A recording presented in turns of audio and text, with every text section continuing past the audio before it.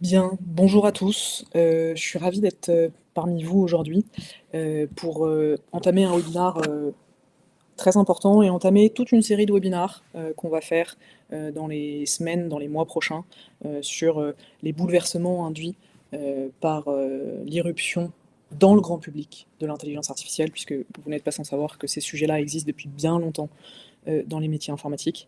L'enjeu d'aujourd'hui, c'est de venir se poser des questions sur les transformations à l'œuvre et en quoi notre façon de consommer le digital, notre façon de faire le digital est transformée.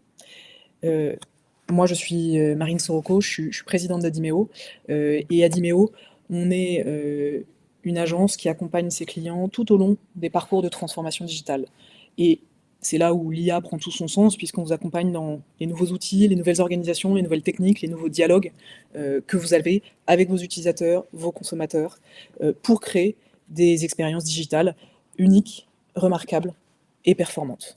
Au quotidien, notre raison d'être, c'est d'innover, d'accompagner, de transformer, pour ensemble bâtir un futur numérique durable, équitable et inclusif, en mettant l'humain au cœur. Et c'est pour ça que les sujets d'IA sont ô combien prégnants dans cette raison d'être qu'on porte aujourd'hui, puisque cette irruption vient bouleverser, questionner nos manières de faire, nos manières de penser, nos manières de réagir. Et à votre service, au quotidien, on va mobiliser 4 grandes expertises. Des expertises en conseil et stratégie pour définir des trajectoires avec vous, des expertises en design et innovation pour concevoir les interfaces d'aujourd'hui et de demain, des équipes de production technique, et évidemment des équipes de production technique qui se mobilisent beaucoup sur des sujets d'IA aujourd'hui pour savoir quels sont les outils pragmatiques, efficaces, utiles à proposer, et des équipes de marketing et CRM pour décupler l'attention, la notoriété, la visibilité, l'attractivité de vos produits, de vos marques, de vos services. Si je devais résumer en une phrase ce que j'aurais aimé faire pour ce webinaire, c'est sortir une super boule de cristal et pouvoir vous dire à quoi vont ressembler le web et nos métiers de demain. Alors, évidemment, de manière beaucoup plus humble et prosaïque, c'est impossible et bien malvenu celui qui serait capable de prédire ce qui va arriver dans 6 mois. Chose qui était impensable il y a quelques années encore. Non, l'enjeu pour moi, c'est vous faire part d'un certain nombre de constats, d'analyses qu'on mène chez Adimeo, dans les équipes, sur les transformations qu'on voit, les transformations qu'on anticipe. Tâchez de faire un peu de prospective, tout en restant évidemment très humble devant la transformation en cours, parce que ça va d'une part très très très vite, et d'autre part, ça vient un peu bouleverser des acquis qu'on croyait intangibles jusqu'à présent. Au programme d'aujourd'hui, ce que je vous propose, c'est s'arrêter un instant sur la révolution des usages en cours. Certains le disent, certains grands acteurs du web le disent aujourd'hui, que l'arrivée de l'IA a un impact bien plus important que l'arrivée d'Internet. Venir questionner les business models actuels. De se dire que avec l'arrivée de l'IA, des LLM, du web agentique, on constate déjà une transformation des business models. Et également se questionner sur les mutations aujourd'hui dans les modes de production digitale, dans la manière dont, chez Adimeo, mais chez tous nos confrères et chez plein d'autres organisations, on doit impérativement s'emparer de ces transformations-là pour ajuster la manière qu'on a de faire depuis un certain nombre d'années, et qui certes évolue, mais de manière peut-être beaucoup plus itérative, progressive que ce qu'on connaît jusqu'à présent. Et conclure peut-être sur comment s'adapter, comment passer à l'action pour résister à la paralysie devant la montagne qui se dresse devant nous. La révolution des usages. Depuis 2022, depuis l'arrivée... Alors, excusez-moi, j'ai coupé. J'ai un petit sujet de coupage d'écran. Hop. L'effet des mots. Ça va arriver. Voilà, pardon, excusez-moi. Depuis 2022, depuis l'irruption de ChatGPT, l'IA, effectivement, révolutionne le produit et les usages. On ne consomme plus les sites web que en les visitant, que via un scroll, que via la navigation de page en page. C'est plus l'unique mode de consommation.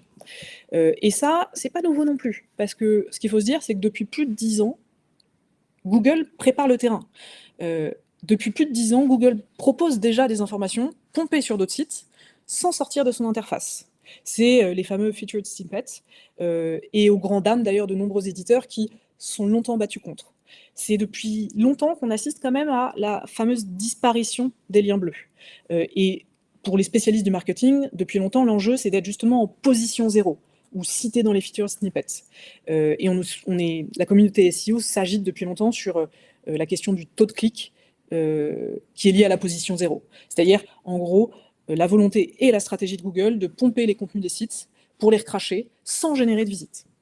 Ce qui est encore plus flagrant aujourd'hui, c'est que la fameuse SERP, la Search Engine Result Page, les fameux liens bleus de Google, sont progressivement remplacés par des interfaces conversationnelles. En France, c'est pas très visible. On est l'un des seuls pays dans le monde chez qui l'AI Overview, l'AI Mode, vous en avez certainement entendu parler, n'existe pas. Pour vous, utilisateurs français, je vous ai fait une rapide démo de ce à quoi ça ressemble. Si vous utilisez des moteurs de recherche comme Quant ou autres, c'est déjà présent. Mais par exemple, dans une version américaine, là je passe par un VPN, je lui demande comment trouver une web agency. Là, ce que vous voyez, c'est que j'ai effectivement un résultat. Alors, 1 à 2 fois sur 3 qui apparaît, qui est généré automatiquement en langage naturel, avec des citations, avec des exemples. Et également, toujours la même chose, pour pouvoir maximiser la rétention de l'utilisateur, des suggestions d'autres contenus. Et puis,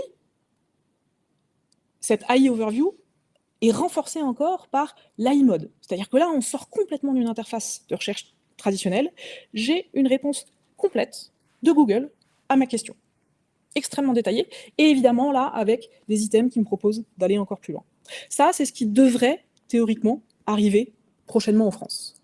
Et cette révolution-là, elle est encore renforcée par un autre phénomène, qui est que nos usages de ChatGPT, Perplexity, Gemini, etc., commencent à prendre pas mal de place. Alors, c'est une petite place aujourd'hui quand on regarde les stats. Sur les stats sur un an cumulé, c'est un 34e, c'est-à-dire que Google, enfin bon, les moteurs de recherche traditionnels, ont encore une part monstrueuse de recherche. Et ce qu'on constate aussi, c'est que en plus de ces usages des outils d'IA générative, c'est que ces outils-là sont intégrés dans les écosystèmes des fournisseurs de produits.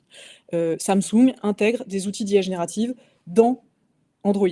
On a une intégration directe de Gemini dans les smartphones produits par Google, ainsi que dans Workspace, Gmail, etc. Donc, ce que je veux dire par là, c'est que l'usage, évidemment, se démocratise très significativement. Et aux États-Unis, tout récemment, il y a une étude assez longue qui a été menée où plus de 30% des Américains utilisent au quotidien des outils d'IA générative. Les usages, ils sont assez différents quand même que sur une recherche classique. Et c'est assez intéressant de creuser, on va pas trop s'attarder là-dessus, mais en gros, aujourd'hui, l'usage d'un chatbot, c'est un partenaire interactif plutôt qu'un simple outil pour gagner du temps. Les utilisateurs l'utilisent à peu près à 60% pour de l'augmentation, apprendre plus, apprendre mieux, réfléchir mieux, contre des sujets d'automatisation, sujets qu'on va voir un peu après. Et ce qui est encore plus intéressant quand on constate ces usages, c'est de s'intéresser à l'impact que ça a sur les sites eux-mêmes, tout le sujet de notre webinaire. Ces sites eux-mêmes qui sont pourtant ceux qui permettent aux IA de fournir les réponses, puisque les outils d'IA générative ne disposent pas de la connaissance en tant que telle. Et il se passe un phénomène qu'on appelle the Great Decoupling, c'est-à-dire qu'on a une décorrélation entre l'exposition, la volumétrie des impressions, et le trafic généré sur les sites. C'est un peu comme vous le voyez sur le premier schéma que je vous propose là par SimilarWeb, c'est ce qu'on appelle un effet crocodile, c'est-à-dire que traditionnellement, plus j'avais d'impressions, plus j'avais de clics et plus j'avais de visibilité et de visites sur mon site. Et là, je peux avoir énormément de citations, mais un volume de visites qui décroît considérablement. Concrètement, dans le modèle historique du SEO, du référencement, on avait un site qui produisait du contenu. Ce contenu apparaissait dans les résultats de recherche, la fameuse SERP, les liens bleus. Les internautes cliquaient sur le lien, et cela générait du trafic, et donc de la valeur pour l'éditeur. Avec l'arrivée des résumés IA, donc le fameux IA Overview que vous avez vu dans la petite vidéo, le contenu, il est vu, il est de fait utilisé par l'IA pour produire la réponse, mais il n'est plus forcément cliqué. En résultat, les sites que vous faites, qu'on fait, viennent alimenter la réponse de l'IA sans bénéficier en retour du trafic ou des revenus. Alors, ce sujet-là est un peu discuté parce que ChatGPT et autres vont dire mais si on vous fournit du trafic, etc. Globalement, ce qu'on constate, c'est qu'on a une vraie décorrélation, dans le sens où on a des stats très précises qui sont montrées là par exemple sur le schéma de droite, où pour des sites de news, des sites comme le Forbes, HuffPost, Daily Mail ou autres, ont vu leur trafic s'effondrer suite à l'apparition des IA Overview, jusqu'à 40% de baisse de trafic. Et encore plus flagrant, il y a des études qui ont été faites sur les taux de clics. Les sites, l'enjeu quand on fait du SEO, c'est d'être en première place de Google. La position 1, voire la position 0, ce que j'expliquais avant. Ben, en fait, les sites qui sont en première position de Google perdent jusqu'à 79% de leur trafic lorsque j'ai un résumé IA qui s'affiche au-dessus d'eux. Donc ça, c'est un phénomène absolument majeur. Et c'est un phénomène majeur qui vient justement bouleverser, transformer les business models. En effet... Marine, je vais oui. te couper. J'ai une question de Patricia qui demande est-ce que l'impact est le même pour les sites e-commerce? Alors, très intéressant, Patricia, comme question. Oui et non. En fait, et j'y reviendrai un petit peu plus tard, il faut distinguer le sujet entre les recherches informationnelles et les recherches transactionnelles. Quand vous faites une recherche informationnelle, effectivement, l'IA vient remplacer, puisque l'IA devient un moteur de réponse. En revanche, sur les sites e-commerce, il y a un enjeu transactionnel. Et donc là, évidemment, l'objet final du parcours, c'est d'acheter. Et aujourd'hui, l'achat, encore aujourd'hui, mais on va le voir tout de suite, se fait sur les sites e-commerce, sur les sites e-commerce. Donc, la transformation n'est pas encore là, mais on va voir, ça va arriver tout de suite. J'en parle juste après. Aujourd'hui, la recherche d'information est bouleversée par l'IA. Les IA répondent directement aux questions et privent les éditeurs du clic qui leur génère des revenus. On a pas mal de réactions aujourd'hui. On va avoir des réactions défensives, où on a un certain nombre d'éditeurs, par exemple les éditeurs français, 40% des sites français décident de bloquer ChatGPT. On le bloque via RobotXT ou certains protocoles. Il y a quelques dénonciations qui sont faites où, par exemple, Perplexity contourne complètement ce type de restriction. Et c'est vrai qu'on a eu des précédents juridiques où, par exemple, je ne sais pas si vous vous souvenez de la bataille juridique qui avait opposé Google avec le syndicat de la presse, où, avec Google News, Google supprimait le trafic vers les éditeurs de presse. Et donc, on avait eu une logique de rémunération, de mise en place de rémunération ou de partenariat. Donc l'enjeu, c'est effectivement de venir travailler des partenariats avec des IA génératives. Il y en a eu beaucoup. Il y a eu par exemple Le Monde avec Mistral AI ou d'autres éditeurs américains. Ils travaillent des partenariats pour obtenir et rémunération et visibilité. Là, on est vraiment dans une logique un peu pot de terre contre le pot de fer, où par exemple, en fait, quand le syndicat de la presse française essaye de négocier avec OpenAI, OpenAI ferme la porte, a fermé la porte fin 2004 sur ces négociations-là. Et puis il y a d'autres transformations, d'autres modèles qui se lancent et qui ne sont pas inintéressants. Si vous connaissez Cloudflare, qui est un élément central dans l'architecture mondiale du web, lance des initiatives de type pay-per-crawl. C'est-à-dire que, en gros, Cloudflare se pose comme un intermédiaire qui permet aux éditeurs de facturer l'accès à leur contenu aux bots IA et qui permet de les bloquer ou de les autoriser gratuitement ou de leur faire payer une redevance. Donc, il y a pas mal de transformations qui sont à l'œuvre et on est encore dans une découverte ou en tout cas une construction de nouveaux business models.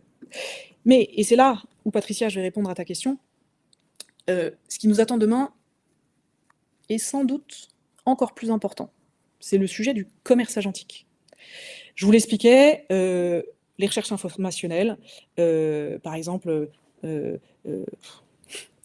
une idée me vient, mais elle est absurde. Quelles sont les conséquences du vote de confiance qui aura lieu prochainement en France? Ça, ChatGPT et consort est capable de me le dire. Et puis j'ai une recherche transactionnelle qui est quel est le meilleur appareil photo à acheter? Où là, l'intelligence artificielle va être capable de me ressortir un certain nombre d'éléments de comparaison, mais in fine, je vais toujours aller sur le site pour l'acheter. Et l'arrivée des agents IA, vous en avez certainement entendu parler, vient bouleverser la donne. L'agent IA, c'est un agent intermédiaire qui s'interpose entre l'utilisateur humain et le web, entre un usager, un client et un service numérique de type un site e-commerce. Et il va agir pour ce client. C'est un assistant intelligent qui va servir d'intermédiaire dans les interactions en ligne, qu'il s'agisse de rechercher, filtrer l'information, d'interpréter le contenu, de communiquer avec d'autres services et même de réaliser des transactions au nom de l'utilisateur. Les agents qu'on connaît, les chatbots traditionnels qu'on connaît aujourd'hui, ils répondent aux questions. C'est des moteurs de réponse. L'agent, lui, c'est un acteur à part entière de l'expérience utilisateur. Il réagit plus passivement aux requêtes, il prend des initiatives, il fait des choix, et il vient influencer le déroulement des interactions numériques. Et ça, c'est majeur. Et ça existe déjà. C'est typiquement le bouton Buy for Me qui a été lancé par Amazon, mi-2025. Et on est dans une bascule du e-commerce vers ce qu'on appelle le commerce agentique. C'est plus l'utilisateur qui parcourt un site ou une marketplace, mais c'est l'agent, l'IA, le moteur, l'assistant, qui va réaliser l'achat pour lui sur la base de critères prédéfinis, de prix, de disponibilité, de préférence, etc. Ce sujet-là est majeur, c'est-à-dire que l'utilisateur n'a plus besoin de visiter le site de la marque. Il va déléguer la recherche et l'achat à l'agent. Et les interfaces vitrines, des landing pages, des fiches produits, vont perdre leur rôle au profit des flux de données, des API, du balisage, on va y revenir, du balisage sémantique. Donc ça veut dire que on assiste vraiment à un transfert de la relation client. La fidélité vient se déplacer de la marque vers l'agent. Et tous ces sujets-là sont effectivement clés, puisqu'on va avoir une pression accrue sur les intermédiaires et de nouveaux modèles de revenus. Ça, c'est pas que Amazon. Tous les grands acteurs le font. Google, pareil. Google, dans son dernier summit, il a présenté dans l'AI-mode, donc le fameux modèle que je vous ai présenté, le fait que lors d'une recherche produit, je recherche un sac de voyage, je vais afficher un panneau visuel avec des listings d'images. Et donc ça, c'est l'immense force de frappe de Google, c'est que si vous connaissez Google Shopping, il a accumulé des tonnes et des tonnes d'informations. Et ça, c'est adapté au goût de l'utilisateur qui connaît aussi très bien par ailleurs. Et par exemple, si je dis, si j'affine Market, si je dis par exemple, je veux un sac pour un voyage, pour partir en trekking en Islande, l'IA va exécuter plusieurs requêtes pour proposer les options les plus pertinentes. Et on va mettre à jour automatiquement à mesure que l'utilisateur ajoute des filtres. Là, ce que Google propose aussi, c'est un suivi de prix personnalisé, c'est-à-dire la possibilité de suivre les prix avec un produit pour pouvoir recevoir des notifications quand les prix correspondent au budget. Et on a plein d'autres usages. Google présente notamment l'essayage virtuel, c'est-à-dire le fait que l'utilisateur peut mettre sa propre photo en pied, avec des vêtements, etc., pour lui-même voir ce que ça va donner. Donc, il y a plein de sujets qui arrivent aujourd'hui. Ça a un impact stratégique, puisque aujourd'hui, Amazon, Google, tous les moteurs d'IA vont se positionner comme des acteurs centraux du commerce agentique. De la découverte du produit jusqu'à l'achat, sans passer par les sites marchands. Et il y a plein d'autres exemples. Il y a des partenariats entre Shopify, OpenAI, etc. Ce sujet-là, il est majeur. Ça veut dire qu'on passe d'un modèle d'intermédiation, le B2C, B2B, C2C, tout ce qu'on connaissait, où les plateformes connectent les marques aux clients. C'est notamment à partir de 2016 l'irruption des marketplaces avec Amazon. Et 2026 pourrait être bien l'année, 10 ans plus tard, du commerce agentique. Il y a un article qui est paru récemment qui parle de B2 agent to consumer, où les consultations, les recherches, les échanges, les achats, tout peut potentiellement se faire via une IA. Et donc ça veut dire qu'aujourd'hui, on assiste à une explosion du trafic non humain sur le web, où on va assister à une désintermédiation massive. Les agents connectent directement les produits aux clients. L'exemple, il y en a pléthore. L'exemple, c'est je veux prendre un rendez-vous médical, trouve-moi un dermatologue disponible la semaine prochaine. Et là, l'IA, ce qu'elle fait, c'est qu'elle interroge Doctolib ou des services similaires, et elle va vous proposer les créneaux et les réserver pour vous sans passer par le site. C'est valable pour Uber, c'est valable pour la commande de repas. Et là, les acteurs, Uber en premier par exemple, réagissent dans des propos assez intéressants. C'est-à-dire on va assister vraiment à une bataille de pouvoir et de domination de qu'est-ce que je fais? Est-ce que j'accepte de dilapider ma relation client, de transformer ma relation client, au risque de perdre le contrôle, mais au risque, sinon, de ne plus avoir de clients. Et ce sujet-là, il est encore plus criant dans la logique d'ultra-personnalisation. Les agents IA, parce qu'ils vous connaissent, ils connaissent votre historique, sont capables de construire un profil dynamique de chaque utilisateur, à partir de ses interactions, de son historique de navigation, de ses préférences, de son contexte, où est-ce qu'il se trouve, de son moment, de l'intention. On parle beaucoup dans le market de segments de clientèle. Là, on est vraiment dans, par utilisateur, je peux adapter les recommandations, les actions à la personne qui fait une requête. Et concrètement, ça veut dire quoi? Ça veut dire que deux personnes qui posent la même question n'auront pas la même réponse, car l'agent vient intégrer les goûts, l'historique, les contraintes. Je ne sais pas si vous avez fait l'exercice ou pas de demander à ChatGPT, si vous gardez l'historique de conversation, de vous dire qu'est-ce qu'il connaissait de vous. Ça, c'est un petit exercice marrant à faire. Je suis allée un cran plus loin et je lui ai dit c'est quoi mon profil d'acheteuse? Alors, j'ai pas beaucoup de discussions très personnelles avec ChatGPT, mais néanmoins, il est capable de me construire un profil. Donc ça veut dire que les agents IA, demain, et déjà, émergent comme des proxys informationnels. Ils viennent filtrer, agréger, reformuler l'information, et deviennent des médiateurs entre les humains et les savoirs. Ça veut dire que ça entraîne une réorganisation profonde de la diffusion du savoir. Les données structurées, je vais y revenir un petit peu plus tard pour vous expliciter un peu leur importance, vont prendre le pas sur les interfaces visuelles web. Parce que les agents IA ne voient pas les interfaces, même si on sait qu'ils ont une capacité d'interprétation des images de plus en plus importante. Ça veut dire qu'on va avoir un enjeu où l'objectif n'est plus seulement de convaincre un utilisateur humain, mais de séduire, je dis bien séduire avec des guillemets, un agent IA via la qualité, la fiabilité des données. Ça veut dire qu'on va dans un marché d'intention automatisé, où ce sont les agents qui peuvent prendre des décisions. Je dis bien peuvent, parce qu'il y a toujours un enjeu de ce qu'on appelle le human in the loop, c'est-à-dire le fait systématiquement de demander à un agent IA, de programmer l'agent IA pour qu'il demande une vérification ou un contrôle. Et donc, mécaniquement, c'est une redéfinition potentielle profonde, majeure, des sujets marketing, des parcours clients, où les agents IA sont des intermédiaires de savoir, des gestionnaires de l'attention, c'est eux qui décident qu'est-ce que tu vas regarder parce que c'est eux qui vont te proposer, te suggérer quoi regarder, et des décideurs transactionnels. Et ce changement-là, il est évidemment majeur.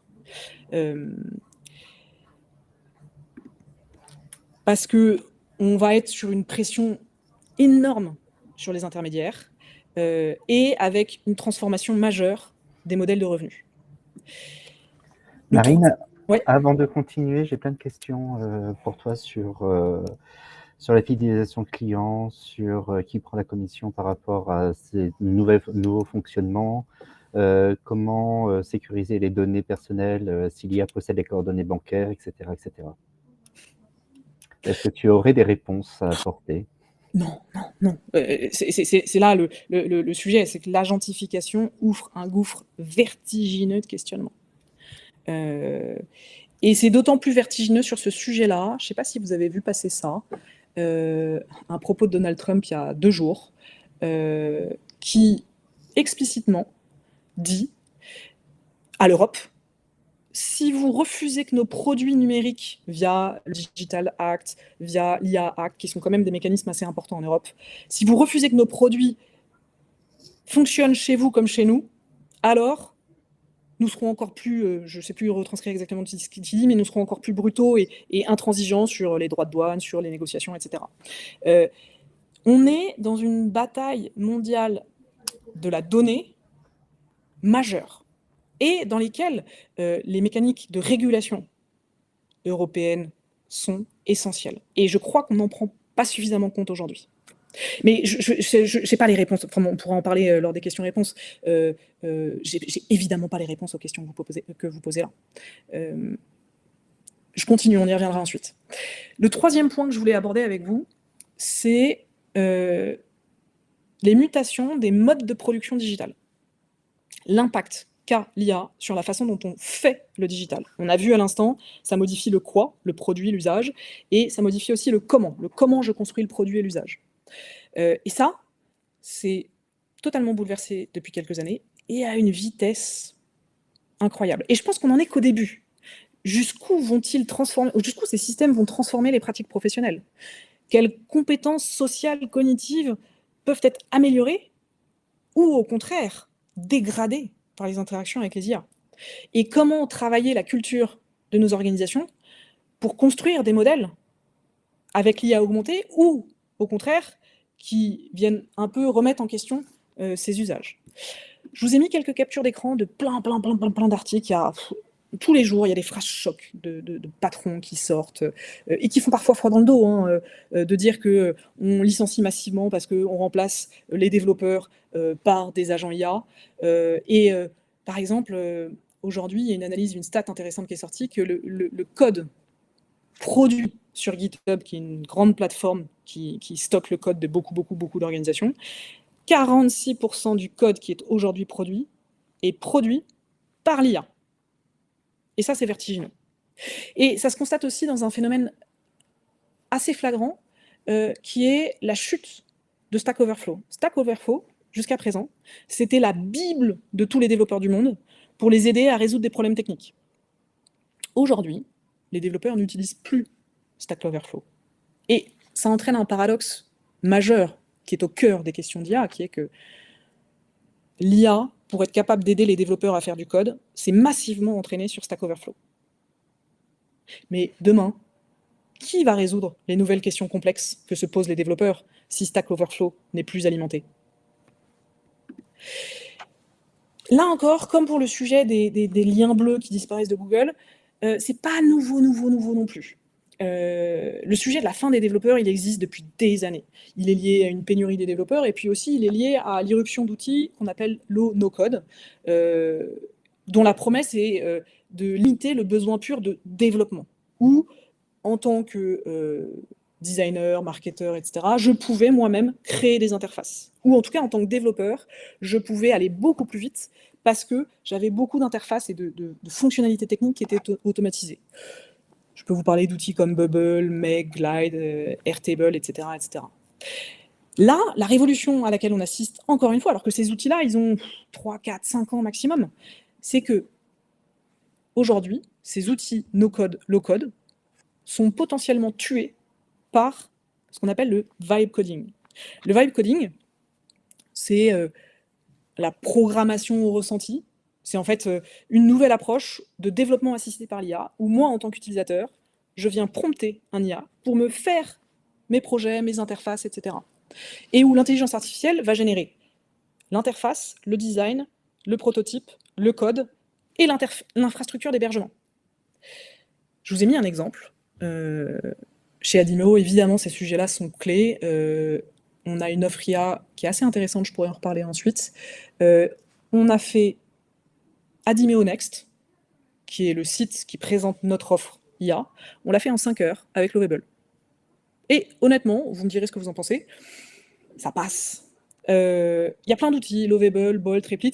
Un petit mot sur Lovable, c'est hyper intéressant. Lovable, si vous n'en avez pas entendu parler, c'est une boîte, 40 salariés, et qui est valorisée plusieurs milliards de dollars, et qui a eu la plus forte croissance d'ARR, c'est-à-dire de revenus annuels, en 6 mois. Aujourd'hui, il dégage 900 millions d'euros de revenus à l'année. Et c'est pas fini. C'est totalement hallucinant, plus que n'importe quel autre SaaS qui s'est développé. Ça, c'est des opportunités majeures. Pourquoi? Parce que aujourd'hui, avec une seule personne, je peux faire des environnements complets. Et ça me rappelle un sujet de retour en arrière où, en 2005, quand moi j'ai commencé à bosser, je pouvais tout faire. C'est-à-dire que je faisais le graphisme, le dev, l'hébergement, le code, etc. En 2023, 2024, chez Adimeo, sur nos projets web, on fait intervenir en moyenne 8 personnes qui ont toutes des fonctionnalités, des fonctions et des métiers et des expertises très différents. Et c'est impossible d'avoir toutes leurs compétences. Aujourd'hui, potentiellement, avec ce sujet de vibe coding, je peux revenir à une seule personne qui fait tout, parce qu'elle est augmentée par IA. Alors, évidemment, les opportunités, elles sont majeures. Des personnes sans formation technique peuvent créer des applications, je prototype hyper vite pour des projets expérimentaux, pour tester, pour faire des POC, etc. Et j'ai une vraie réduction de la barrière technique pour créer des logiciels. En revanche, les limites, elles sont majeures encore aujourd'hui. Alors, c'est possible sur des petits projets, c'est possible pour ce qu'on appelle du from scratch, c'est-à-dire que, en fait, utiliser ces outils-là pour développer dans des gros systèmes, c'est impossible. Et puis surtout, les mises à l'échelle sont quand même très compliquées. Il y a quand même des risques majeurs de Shadow IT, ce qu'on appelle maintenant le Shadow IA, c'est-à-dire que aujourd'hui, on a des enjeux de sécurité majeurs parce que cette application-là que j'ai créée à Dimeo Next, elle se connecte directement à notre CRM HubSpot. C'est-à-dire que si vous faites un test et que vous déposez une demande de démo ou quoi que ce soit, automatiquement, ça balance les infos sur notre CRM HubSpot et j'ai des commerciaux qui sont alertés et qui vont vous rappeler. Donc là, je délègue totalement à l'IA l'interaction avec mes systèmes internes. J'ai un risque. Et puis, évidemment, il y a un enjeu qui est que l'IA reste quand même assez imprévisible. Et c'est pour ça que je vous ai mis un petit schéma que j'aime bien, qui a pas mal circulé dans les réseaux sociaux. C'est qu'aujourd'hui, avec l'IA, on vient bouleverser des modes de production qui existent depuis très longtemps. En mode waterfall, ce qu'on appelle cycle en V, on avance par étapes avec des specs, de la conception, etc. Et la valeur créée n'est visible et utilisable qu'à la fin. En mode agile, j'étais sur une logique itérative où je pouvais déjà apporter de la valeur dès le fameux MVP. Et c'est pour ça que l'exemple est très bien, je pouvais avoir un petit skate, puis ensuite j'ai une trottinette pour arriver à la fin à la voiture. Et avec l'IA, le processus, il est totalement non linéaire et totalement exploratoire. Très vite, on a des prototypes hyper bizarres, parfois chaotiques, avec un gain de vitesse immédiat au début. Et au final, peu à peu, je vais converger vers une solution plus pragmatique et qui est celle qui est nécessaire et utile pour mes utilisateurs. J'ai aussi un vrai sujet sur les outils du développeur. On a plein de stats différentes sur l'impact sur la productivité. Ça va de potentiellement des gains de 15% avec la capacité à faire en une semaine ce qu'on aurait mis des mois à faire avant. C'est très vrai. J'ai des exemples dans les équipes même où, par exemple, quand on est dans des projets qu'on appelle de refactorisation, c'est-à-dire je veux refaire une application dans un langage différent, ou je veux réécrire une application, où là, par exemple, l'IA permet des gains de productivité colossaux. Et il y a des dizaines et des dizaines d'outils tous les jours qui sortent et qui, tous les jours, apportent des fonctionnalités supplémentaires. Il y a GitHub Copilot qui existe depuis longtemps, il y a Claude Code, mais il y en a plein, il y a Cursor, Vercel, tous ont des façons de faire plus ou moins adaptées, plus ou moins efficaces.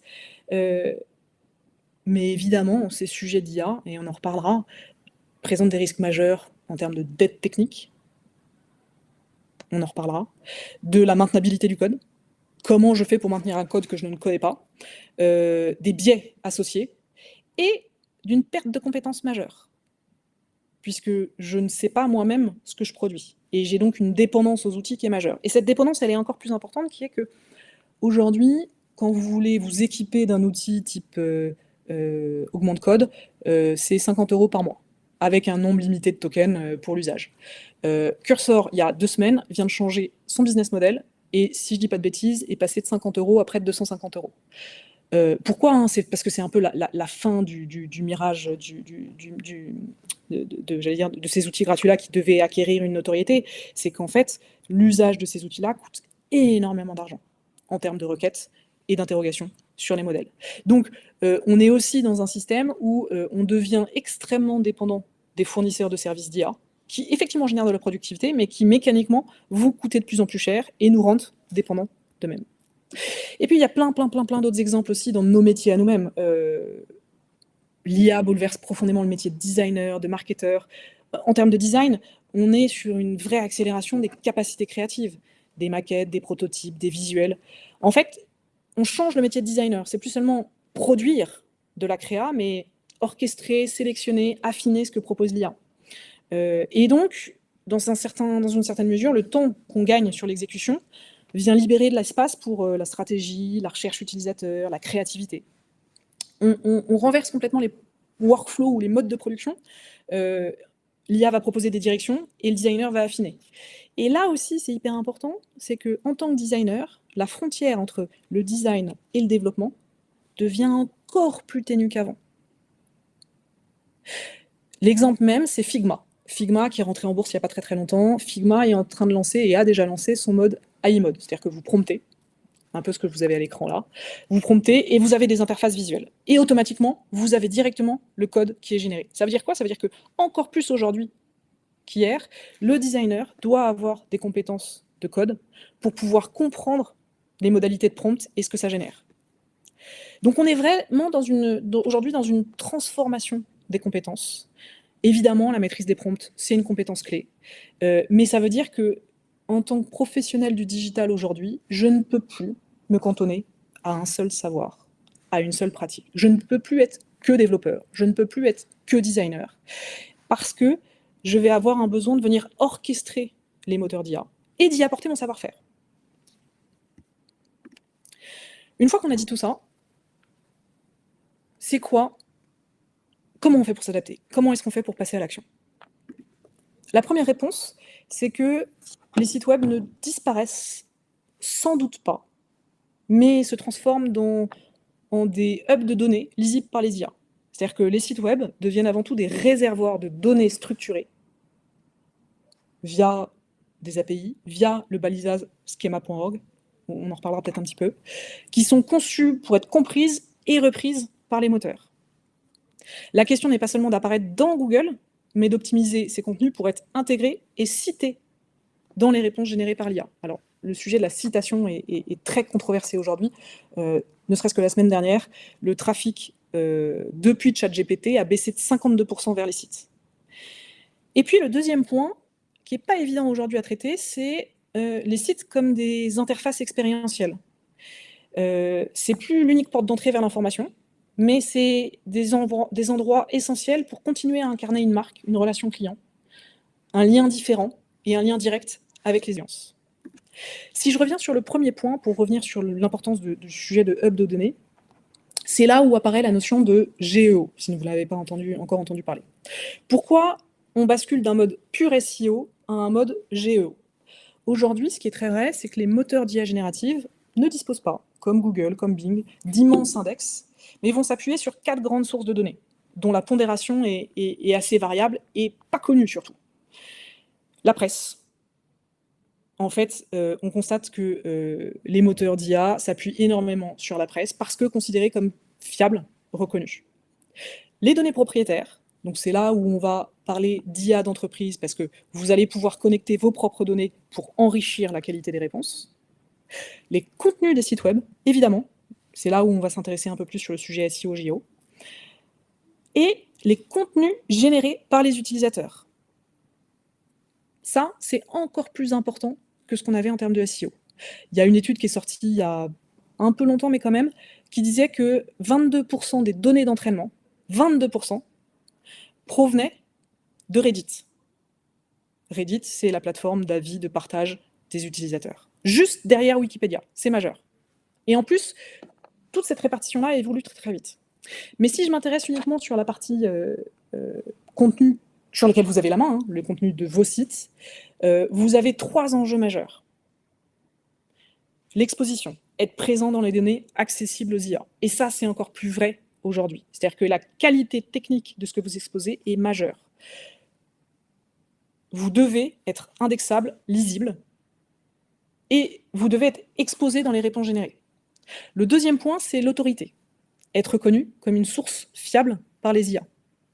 Là encore plus, les moteurs génératifs hiérarchisent leurs sources en fonction de la crédibilité et de leur fiabilité. Et un peu comme en SEO, on avait la notion de PageRank, le GEO valorise la réputation, la confiance. Et enfin, le dernier point, l'engagement. Les IA se nourrissent de contenus dynamiques, des avis clients, des discussions, des interactions sociales. Tous ces signaux d'engagement sont interprétés comme des preuves de pertinence et d'actualité. Et le dernier point qui est important, je vous l'ai dit, l'IA, c'est un moteur de réponse qui répond à des intentions. Vous avez un enjeu éditorial majeur d'optimiser votre contenu pour répondre à des intentions. Le premier contenu ne marche pas. Vous n'avez pas de précision sur le type de cuisine, pas d'indication de localisation, aucun mot-clé utile pour les agents, d'horaire, de réservation, etc. En fait, c'est difficile pour une IA de recommander ce restaurant quand un internaute lui dit « Et au fait, c'est quoi le meilleur restaurant italien ouvert ce soir à Lyon avec livraison ?» Le deuxième, ça marche. Ça précise quoi? Restaurant, où, Lyon, le service à emporter, livraison, etc. Donc là, on est vraiment sur aussi un enjeu d'éditorialisation sur lequel l'IA aussi peut nous aider. Je ne vais pas m'attarder sur ce sujet parce qu'on pourrait en parler des heures, et justement, c'est l'objet d'un webinar le 23 octobre, où nos experts SEO chez nous viennent un petit peu décortiquer ces sujets-là pour vous apporter plus de précision. Ça, c'était la première réponse sur le quoi. La deuxième réponse, c'est comment est-ce que je fais pour transformer nos modes de production?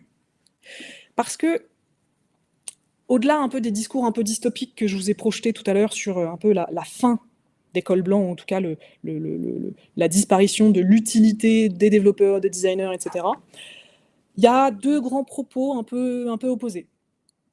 D'une part, le fait que beaucoup de personnes maintiennent un peu la vision schumpeterienne de destruction créatrice. Ok, l'IA détruit des emplois, mais en crée d'autres. Et le deuxième point, et qui me paraît extrêmement important pour nous, c'est que le code, les interfaces, les projets générés par IA génèrent des risques majeurs de dette, de sécurité, etc. Je vais en parler un tout petit peu après. Pour des boîtes comme nous, pour ceux qui souhaitent démarrer sur des projets-là, on a un enjeu majeur de répondre à 4 sujets.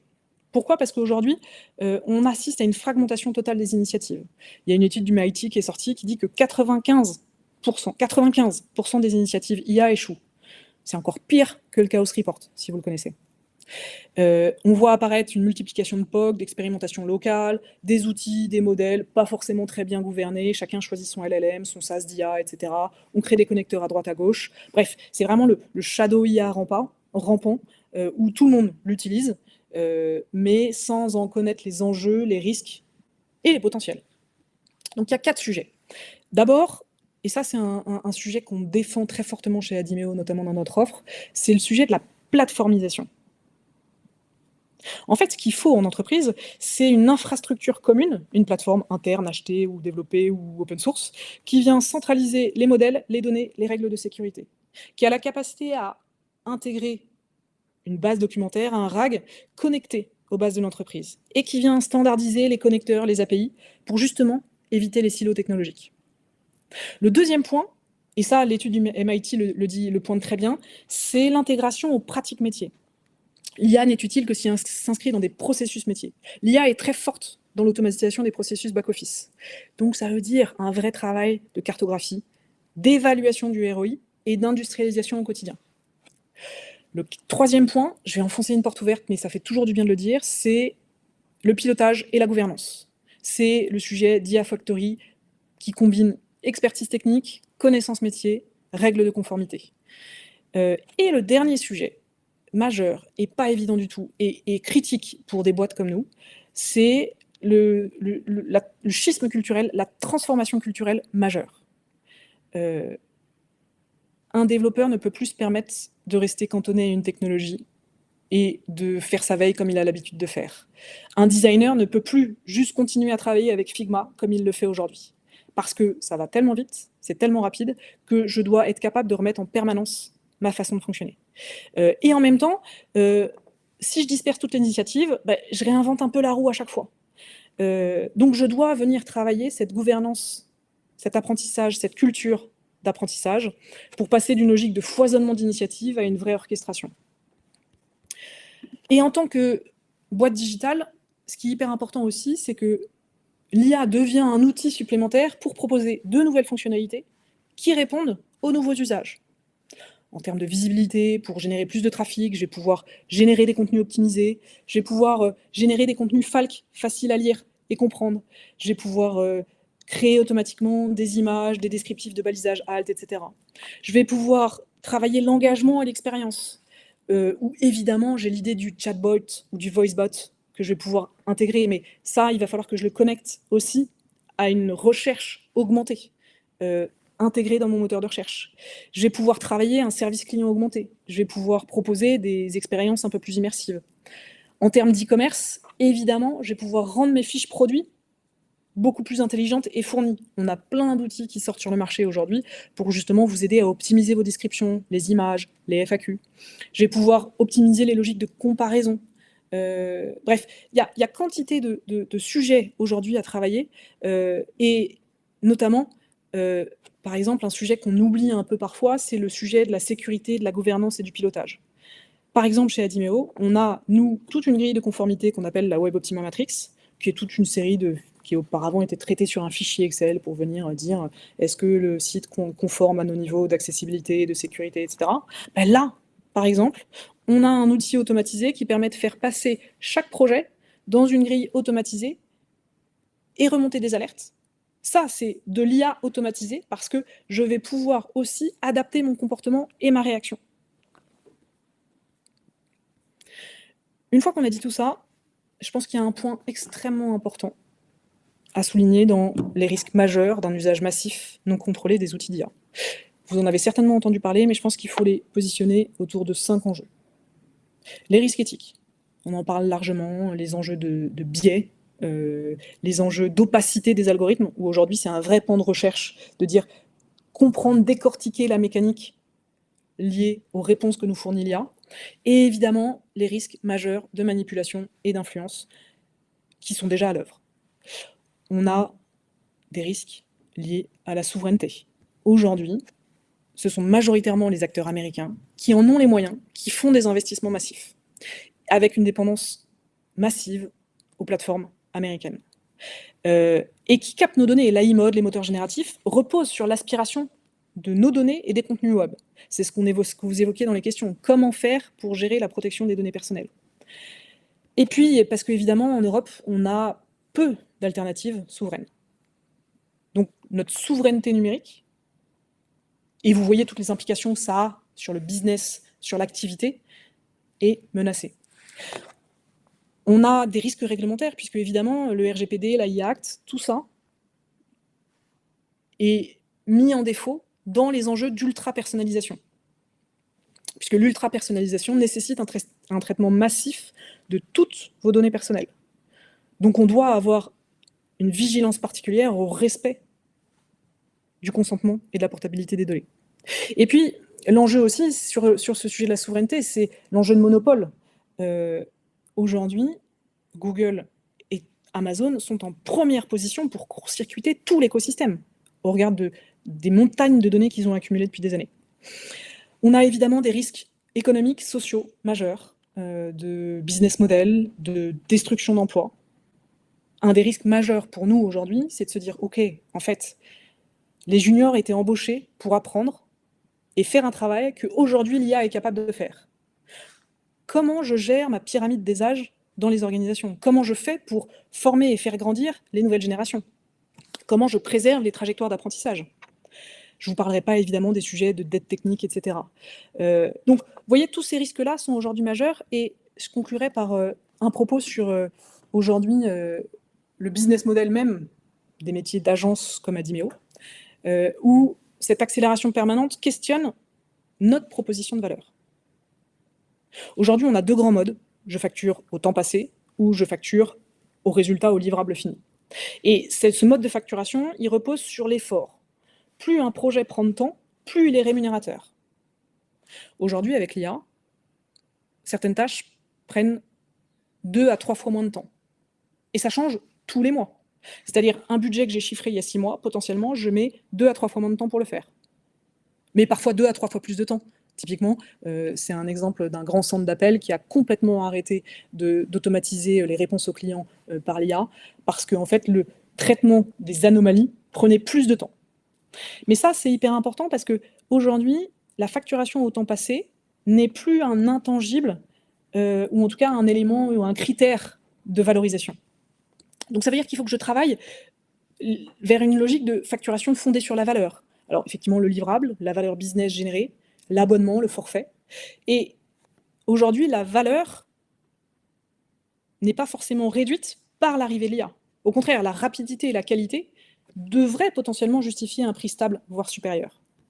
Et tout ça, ça veut dire que je dois travailler aussi l'évolution du rôle des équipes, parce que le temps qu'on gagne sur la production permet de faire plus de conception, plus de conseils, doit nous permettre de faire plus de qualité et de sécurité, puisque l'IA aujourd'hui crée des failles béantes sur ces sujets-là, et aussi dans une logique d'innovation continue, sur des tests, d'expérimentation de nouveaux usages, etc.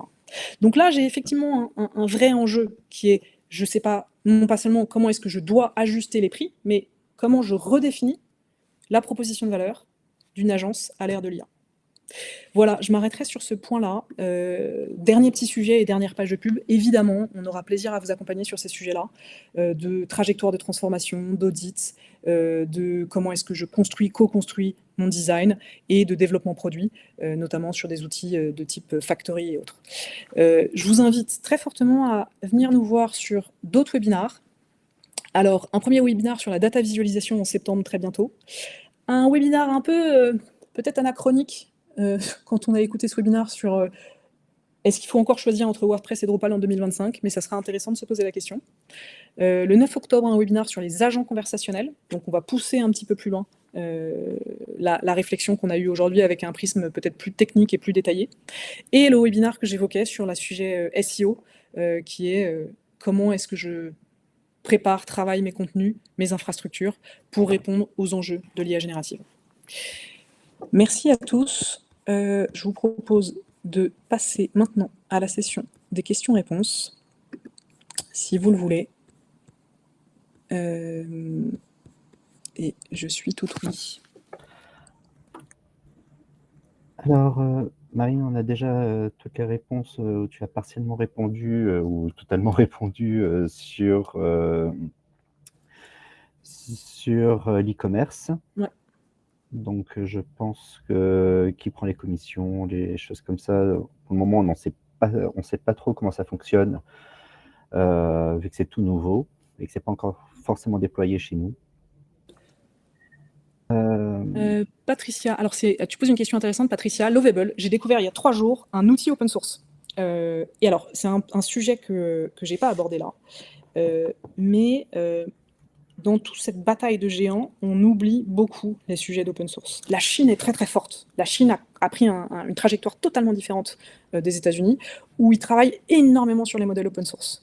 Lovable, on a des alternatives open source. Il faudrait que je te retrouve le nom exactement, mais c'est pas foufou encore. Mais ça va arriver, je suis sûre.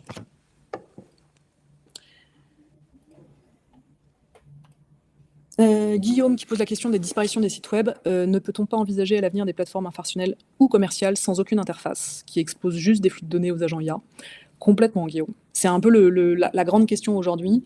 C'est d'abord, ce qui est sûr, c'est qu'il faut que ma plateforme web, même si elle a encore une interface, soit capable d'exposer complètement mes contenus de manière structurée, lisible pour les agents IA. Et la question, c'est la bascule des usages. Est-ce qu'on va assister demain à une bascule complète où l'AI Overview, les moteurs de réponse, remplacent complètement la navigation sur les sites web? Moi, j'ai l'impression qu'encore une fois, on n'est pas sur une bascule, mais sur une transformation. Et c'est peut-être là où se situe la chance, dans une multiplication des usages. Avant, j'avais juste ma page SERP. Maintenant, j'ai plein de façons différentes d'accéder à l'information. J'ai une remarque de Franck. Faire du bon SEO suffit au GEO. Qu'en penses-tu? Je vois qu'on a notre ami Lionel d'Empirique qui est par ici sur ce webinar, et qui est clairement plus versé que moi sur ce sujet-là. La réponse est oui et non. Oui, évidemment, les fondamentaux du SEO qui sont un contenu structuré, un contenu explicite, un contenu avec de l'autorité, c'est-à-dire la fameuse EEAT de Google, est évidemment majeur. C'est sur l'enjeu, effectivement, de la scrollabilité des sites. Ça ne change pas. En revanche, il y a des choses qui changent parce que les modes de fonctionnement des moteurs d'IA générative ne disposent pas des index qu'ont les moteurs Bing et Google, déjà d'une, et ne traitent pas l'information de la même manière. Et là, aujourd'hui, on se retrouve à avoir une obscurité encore plus grande, tout simplement parce qu'aujourd'hui, en fait, on avait 90%, je ne sais plus les stats, mais 90% du trafic de Google qui était généré par Google, donc il y avait un acteur à surveiller, et à chaque fois qu'il changeait son algorithme, vite, les consultants SEO adaptaient leur façon de faire. Là, potentiellement, j'en ai beaucoup d'autres, qui tous, évidemment, ne transmettent pas leur façon de faire. Donc, je ne réponds pas vraiment à la question. Ce que je peux dire, c'est que oui, évidemment, ce qui était bien fait en SEO a un impact sur le GEO, mais on est encore plus dans l'expectative et la difficulté à interpréter les signaux des outils d'IA générative. J'ai une autre question de Rémi. Est-ce que tu peux conseiller un outil IA pour automatiser une veille média quasi en temps réel? Est-ce que ça existe? Est-ce que Oui, tu connais alors quelque chose? je suis incapable de donner les noms, mais oui, tous les outils médias de veille, c'est marrant d'ailleurs, il y a un vrai schisme depuis 1 an et demi, 2 ans, où, si vous n'avez pas le mot IA sur les outils, ça marche plus. Mais tous les outils de veille aujourd'hui intègrent des dispositifs d'IA, mais honnêtement, je pense que la première requête Google vous donnera la réponse. Quand tu étais sur la slide des risques majeurs de l'IA, Philippe nous demandait les risques sur l'impact écologique. Mmh. Merci Philippe de poser cette question, tu as tellement raison. Moi, ce qui me fait hurler aujourd'hui, c'est, parce que j'ai la flemme de réfléchir, j'ai posé une requête à ChatGPT, pour, me changer la couleur d'un bouton, ou pour me proposer 15 variantes de boutons. Heu, Évidemment, l'impact écologique est majeur. Je vous invite à aller voir, il y a un super site qui est lancé par l'État français qui est Comparia.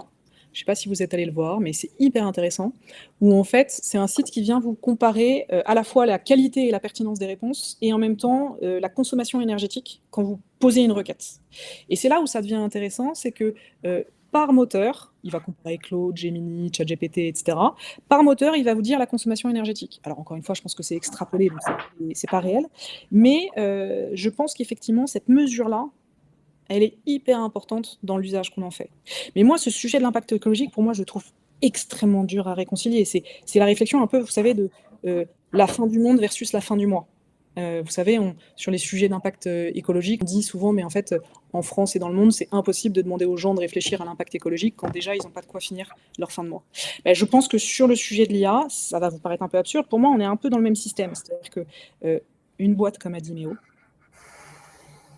ne peut pas ne pas utiliser l'IA. Je veux dire, c'est ce que je disais un peu en propos liminaire, un peu provoquant, c'est que, si je refuse parce que ça consomme trop, en termes d'énergie, en fait, dans 2 ans, j'existe plus. Donc moi, mon job en tant que patron, évidemment, c'est de favoriser les usages. Et le problème de l'usage, c'est comment je le régule? Comment est-ce que je dis à un collaborateur: «Non, pose pas ta requête sur ChatGPT ou crée pas ton interface par Lovable, il suffit juste de changer 3 paramètres dans le code». Ça, cette régulation-là, je ne sais pas aujourd'hui comment le résoudre. Il reste encore quelques remarques, je te laisse en prendre connaissance en fin de chat. Une de Rémi qui parlait d'automatisation gratuite pour les médias pour faire de la veille. Oui. Je regarde les questions. Ah, Rémi qui parlait d'une automatisation gratuite. Alors oui, alors ça Rémi, vous avez un outil génial qui s'appelle N8N, qui est un outil, qui depuis 1 an, 2 ans, permet de faire des choses assez incroyables. Où là, c'est un outil open source, alors open source jusqu'à quand encore une fois, que vous pouvez télécharger vous-même ou utiliser en mode, hébergé et sur lequel vous pouvez créer des workflows qui viennent automatiser votre veille et en même temps dans lesquels vous allez pouvoir interroger l'interrogation automatique de crawlers web, qui vont justement faire la veille pour vous.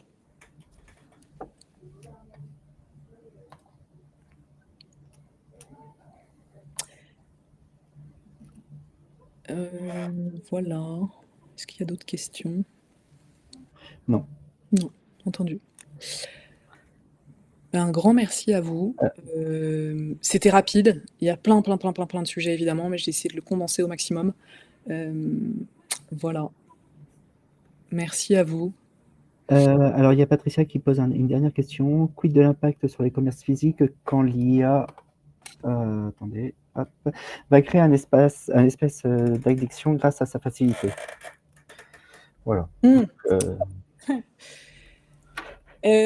Ça me fait penser, Patricia, au sujet de concept store.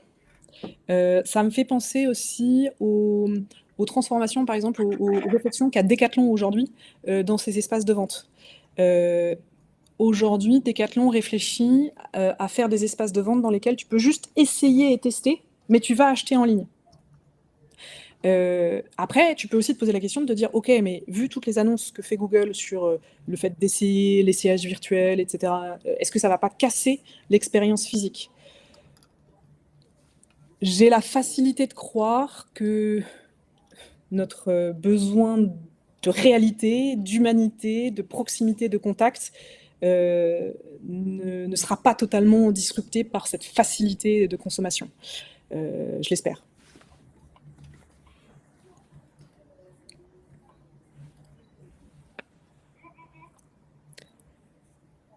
Ok, merci à tous de votre présence et à très bientôt pour d'autres webinaires, j'espère, qui vous intéresseront tout autant. Et n'hésitez pas à me faire passer vos sujets que vous auriez vu voir ou que j'ai pas traités ou de manière trop succincte. Il y avait beaucoup à dire. À très bientôt. Merci à tous. Au revoir.